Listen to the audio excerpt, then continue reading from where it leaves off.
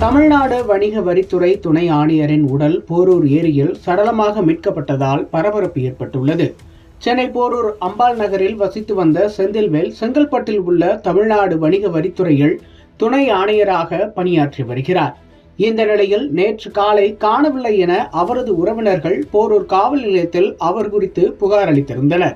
இதனையடுத்து வழக்கு பதிவு செய்த போரூர் போலீசார் செந்தில்வேலை தேடி வந்த நிலையில் சென்னை போரூர் ஏரியில் சடலம் கிடப்பதாக தீயணைப்பு துறையினருக்கு தகவல் தெரிவிக்கப்பட்டது.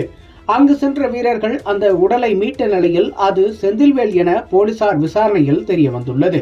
மேலும் செந்தில்வேல் தற்கொலை செய்து கொண்டாரா அல்லது வேறு ஏதேனும் காரணமா, பணிச்சுமையா அல்லது கடன் பிரச்சனையால் தற்கொலை செய்து கொண்டாரா என பல்வேறு கோணத்தில் விசாரணையை போலீசார் தீவிரப்படுத்தியுள்ளனர்.